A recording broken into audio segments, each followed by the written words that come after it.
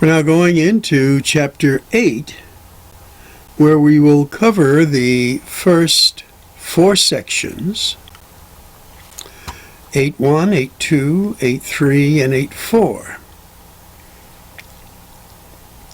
We'll start off with 8.1, where we're going to take a look at what is a set. Well, by definition, a set is a group of well-defined objects. Could be a set of coins, could be a set of stamps, could be a set of silverware, could be a set of students in a class, and as you probably figured, in math, it's going to be sets of numbers very often.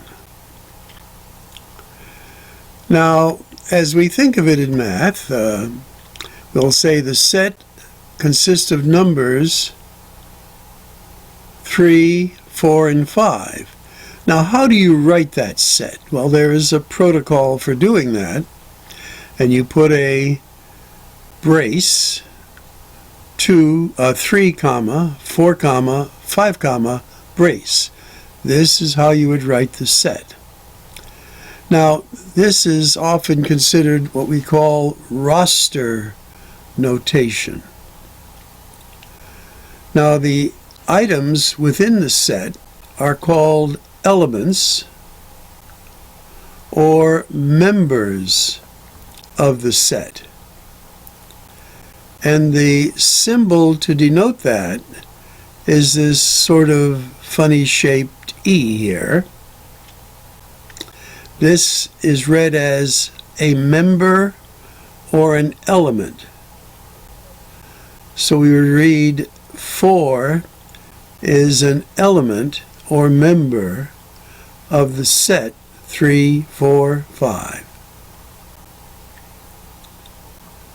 5 is also an element. Now, if you want to indicate something is not an element of a set, you put a slash through the element symbol. Now, sets are often indicated by capital letters. So this is the elements of set B. B is an element of, 6 is an element of B, and 10 is not an element of B. Now, another part of the definition is that sometimes a set may not contain any elements. So, for instance, if you said the set of men that are more than 10 feet tall, that would be an empty set. Now, one of the common ways to indicate an empty set would be to have a circle with a slash through it. That's an empty set. And they're not showing another common way, but I'll illustrate it here. You just take your braces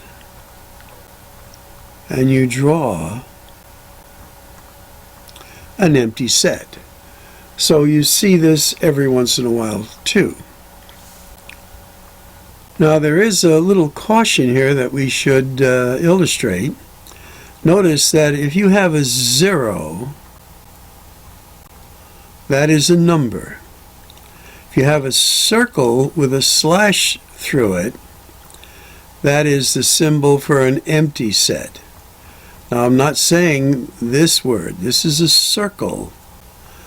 This is a 0. Now, if you put a 0 inside the braces here, then that's not an empty set. This set contains 0. Now, sometimes you see a 0 with like a little line through it. We don't use that one. Now, some other definitions and background of sets. We say sets are equal if they contain exactly the same elements. Now, order here is not significant. So here we have 5, 6, 7. Here we have 7, 5, 6. They contain the same elements. Therefore, the sets are equal. Now, a set that does not contain all the same elements are not equal. So, for instance, this is 5, 6, 7. This one has an 8. So we would write it, this set is not equal to this set. So we describe this, by the way, as roster notation. Another way we often use for sets is set builder notation. And what is that? Well, we write it using brace. We'll say set X, or X is such that, and then you give a definition, and then you close it with a brace. So this is the form of set builder notation. And it's read, the set of all elements as such, as X has the property P, whatever that would refer to. Okay, so we've had a review again of roster notation and now set builder notation. We've had a number of terms for our vocabulary, reviewing them, sort of like a C. This is an element of, is not an element of, and we'll be getting some more vocabulary as we move along. In example 1, list the elements belonging to each of the given sets. And here it is in set builder notation. X is such that X is a natural number less than 5. So probably in math lab they would have the bracket already, or the brace I should say, and less than 5 a natural number. So you would start with 1 is our first natural number, 2, 3, 4, and less than 5, then 5 is not included in the set. Letter B. X is such that X is a state that borders Florida. Well, if you're good at geography, you would say, well, there's Alabama, and then Georgia. And that's how you would list it. Another vocabulary term is the universal set. Well, when we're thinking of what is the universal set, well, if we're in primary school, for instance, the universal set may be whole numbers, which we described earlier. While in college, in a math class, the universal set would probably be real numbers. And in fact, it may even be what we call complex numbers that they're not using here. But you define what is your universal set. So here we're defining our universal set as set A is this, set B, and again we're using capital letters to denote sets, these, and notice now that the elements of A are also found in set B. Now we describe that as saying then that set A that we see here is and we're going to use this new symbol, a subset of B. That means all the elements of A are found in B. Now, can you say that B is a subset of A? And the answer would be no. And you say, why not? Well, because all the elements of B are not in A. Now, they're going to give you more and more definitions. For instance, A is also a subset of A. And an empty set that we spoke of is also a subset of every set. And we'll be getting into that as we go on, but we'll follow along with what the book is mentioning at this time. Now, one of the things they'll be asking you as you go through your homework, and they're going to challenge you to think about this, would be, as is illustrated in example 2. We have to decide whether M is a subset of N. And they're defining M is the set of all businesses making a profit in the last calendar year, where N is the set of all businesses. Well, if it's a business, it's going to be an N, and if it's making profit, that's also one of those businesses. So this is, M is a subset of N. Now in letter B it gets a little tricky.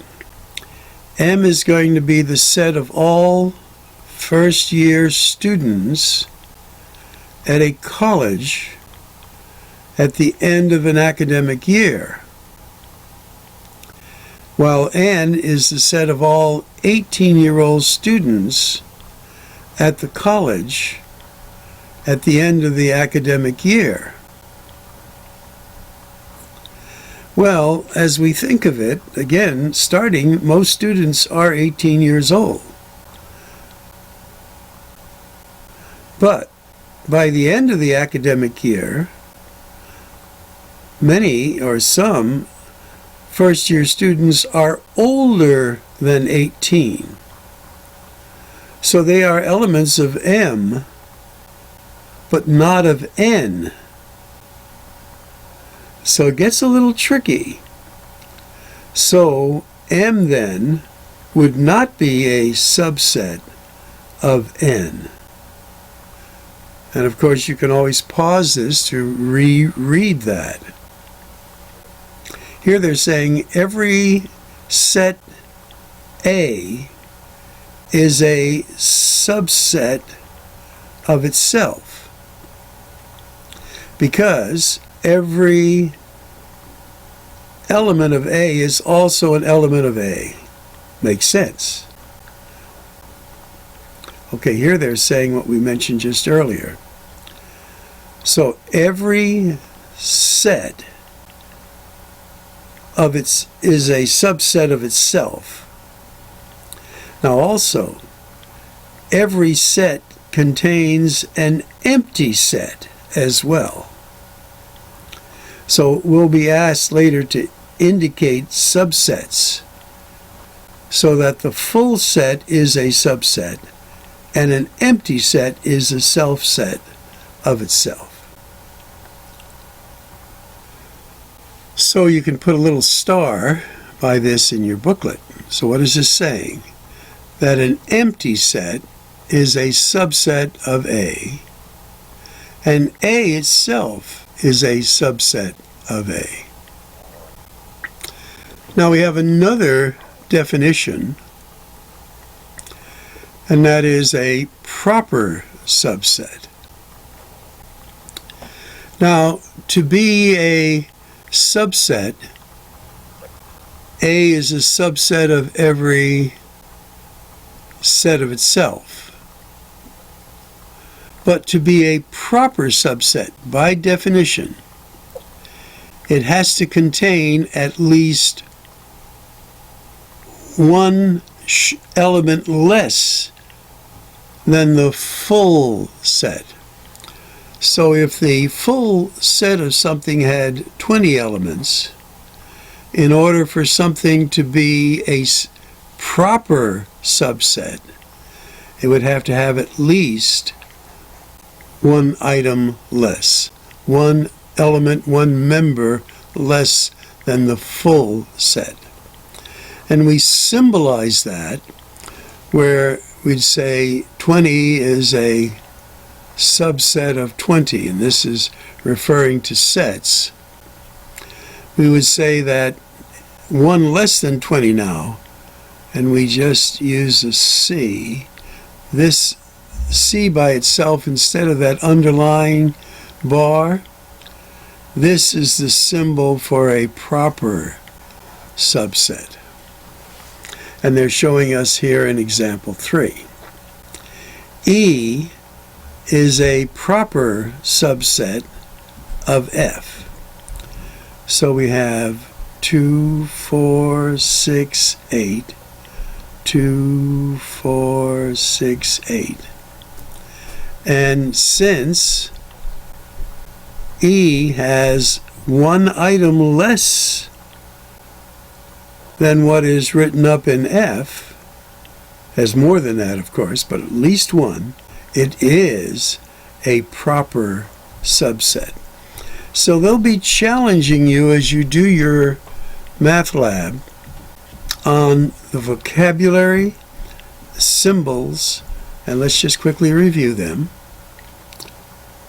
This is an element of, this is not an element of. This is a subset. This is not a subset. This is a proper subset. Now in part B, we're saying E is the set of registered voters in Texas. F is the set of adults age 18 years or older. Now they're saying to register to vote, you must be at least 18 years old, and not all adults at least 18 years old register. Thus, every element of E is contained in F, and F contains elements not in E.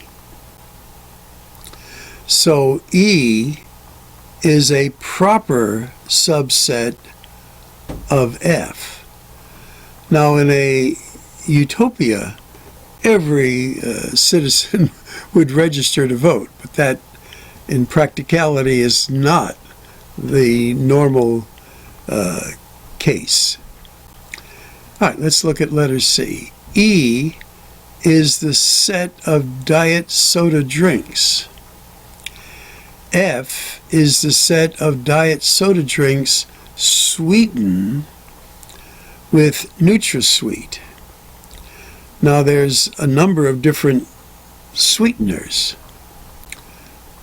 So some diet drinks are sweetened with the sugar substitute Splenda.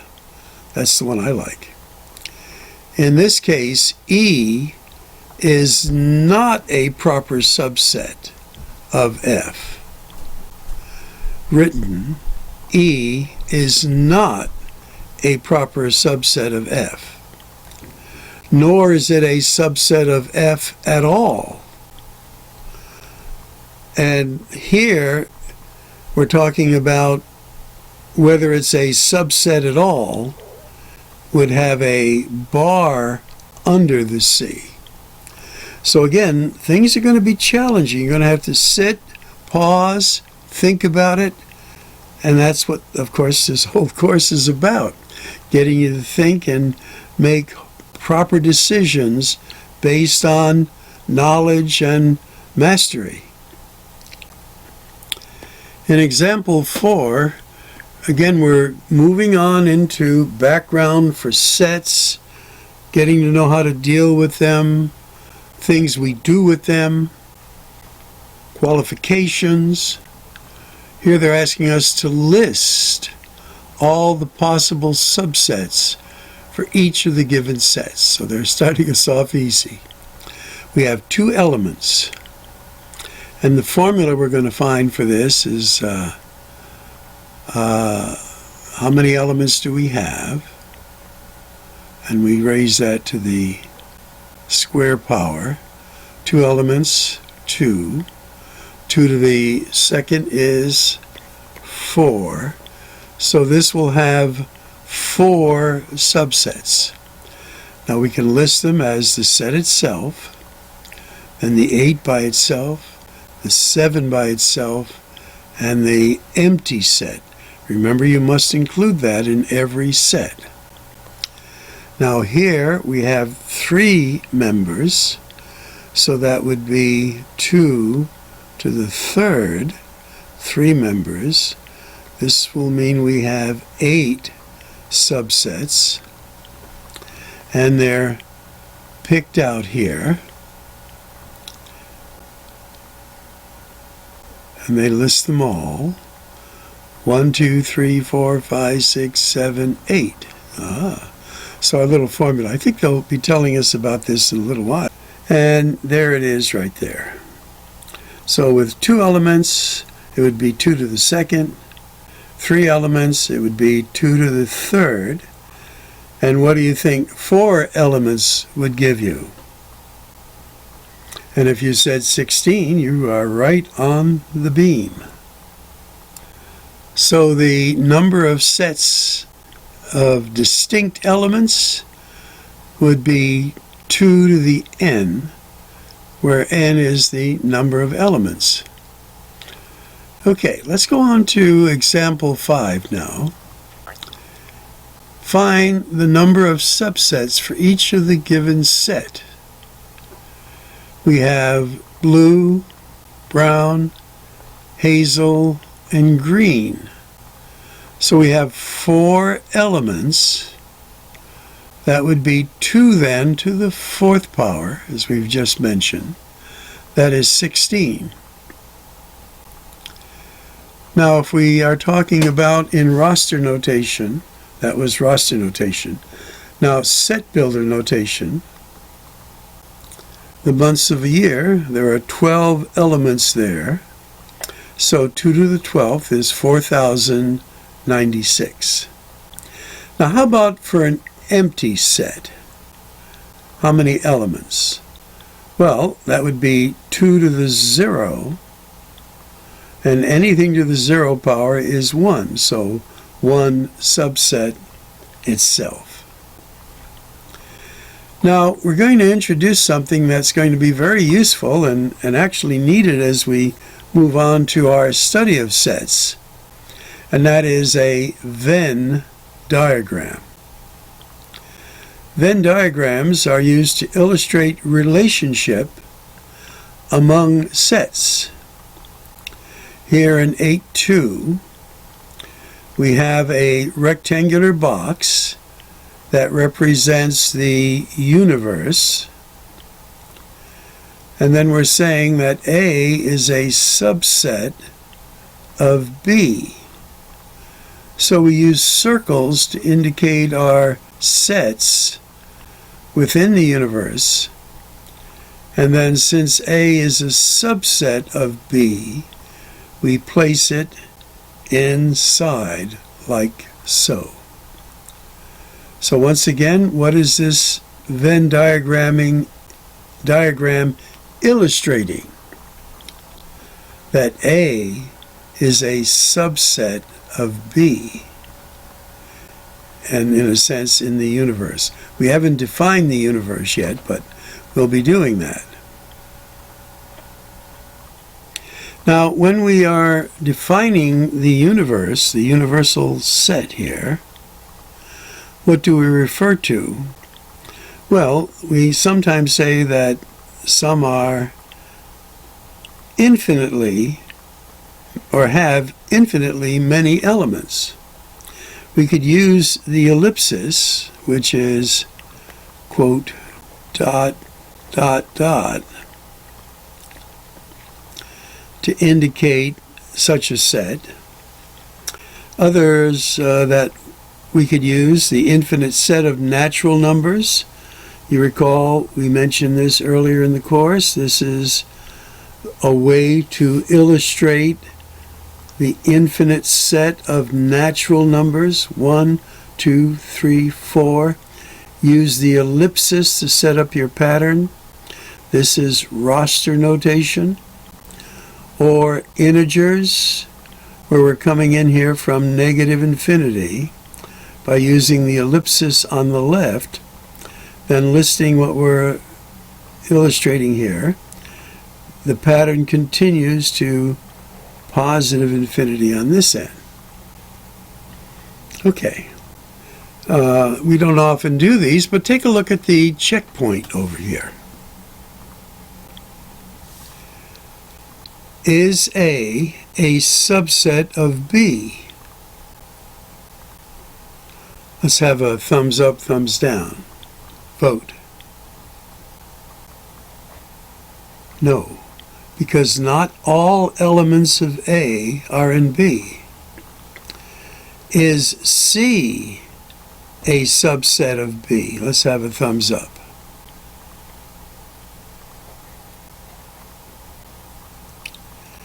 Now, is C a subset of U?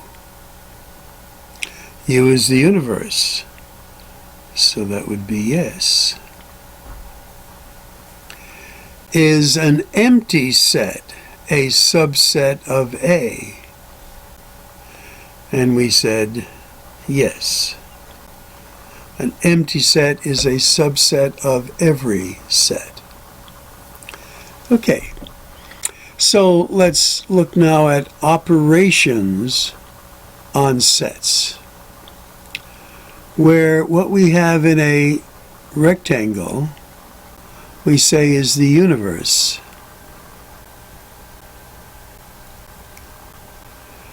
Now,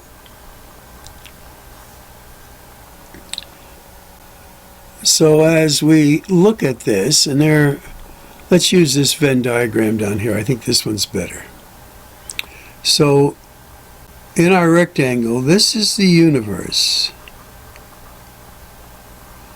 And within the universe, we have set B. Now, outside of set B is everything else that's in the universe, but it's not in B. How do we designate that? If we wanted to say what is not inside B, but within the universe, and for this we use the word complement. So the complement of B, and we write that as B with a little prime slash there, that is B complement. So B is what's within the set. B complement is what is in the universe, but not in set B. Okay? Now, some textbooks use this characterization. We're going to use this. So this could have been A, and this would have been A prime. Here they're using B and B prime. Remember, B prime is everything in the universe that's not in A.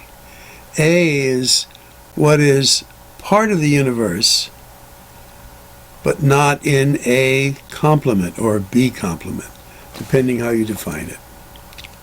So as we do these, you're going to need to develop a technique to do it. So they'll say, let the universe be this.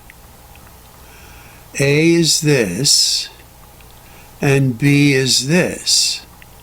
Now what we want to find for letter A is a complement. So it would be everything in the universe that is not in A. So A is 1, 3, 5, 7. That's what's in A of the universe. So what is then a complement? And it would be the 2, the 4, and the 6. That's how I do it. You can have a slightly different way, or a way that gives you an answer. This is a good way to do it. Okay, let's clear this. Now, what is in B complement? Well, again, you go to what's in B, 3, 4, 6. So, 3, 4, 6 are in B. So 1, 2, 5, 7 are in B complement.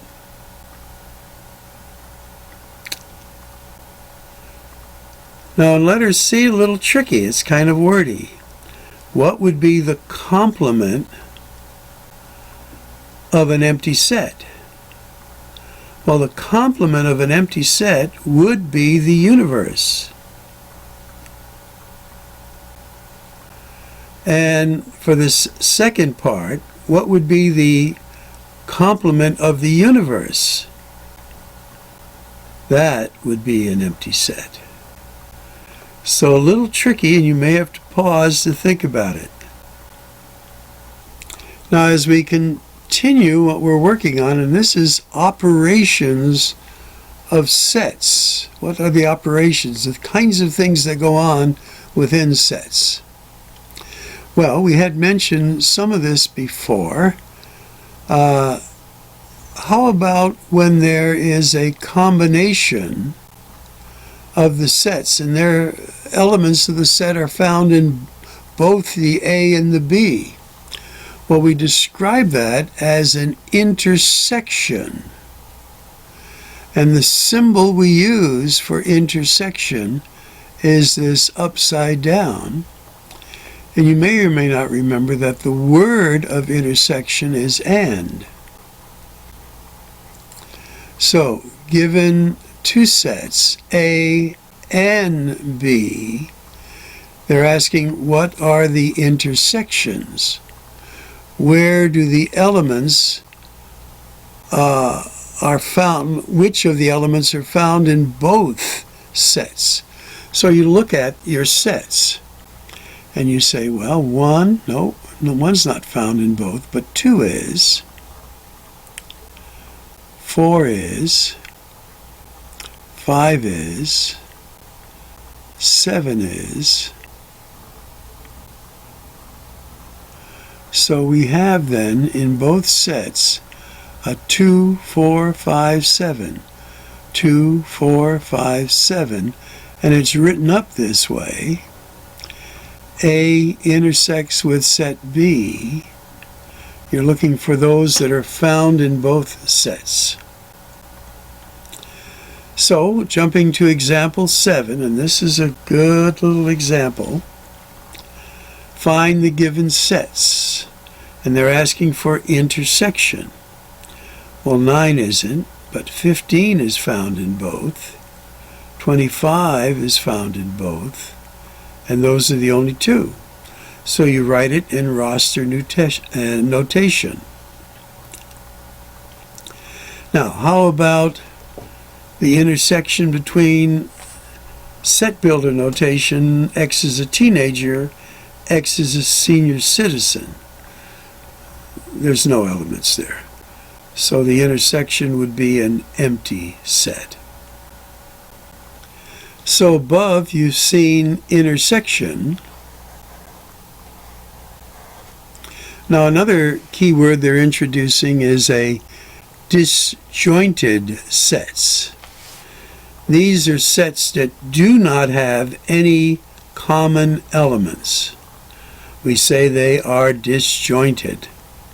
So the intersection of disjointed sets, or where none are present in both, is an empty set. So again, defining that.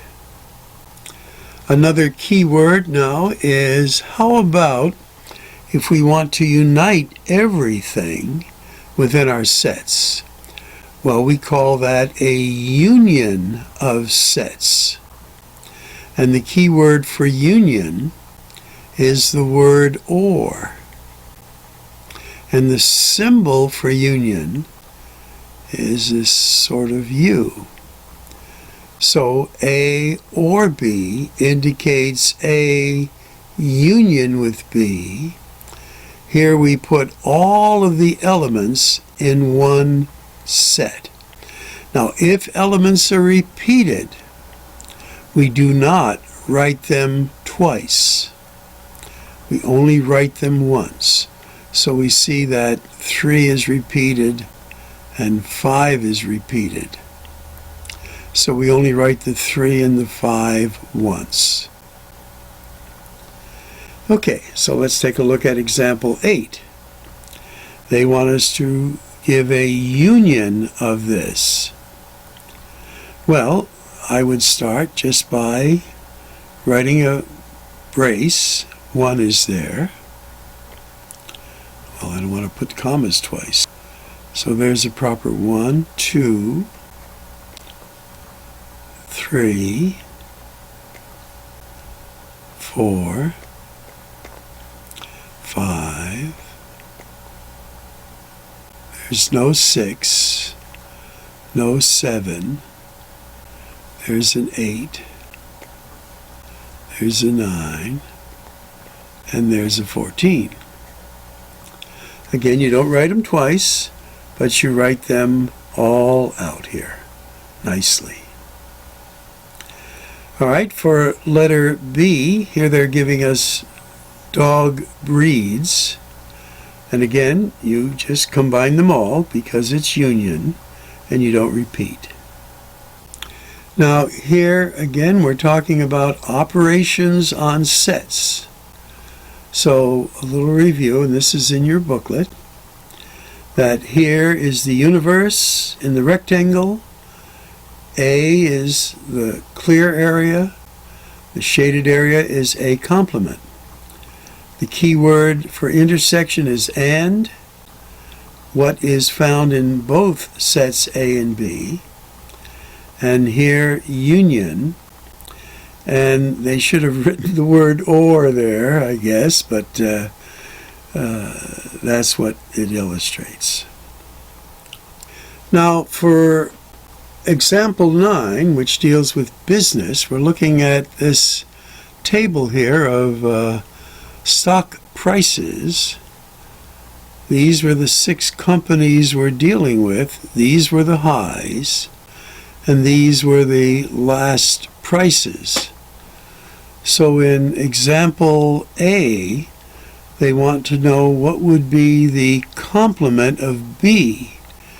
And they're defining B here as all stock prices between 25 and 80. So there's 1, there's 1, and there's 1. So then what would be B complement? If this is the universe, and what I've underlined is B, well, the complement would be made up of Ford, IBM, and Netflix.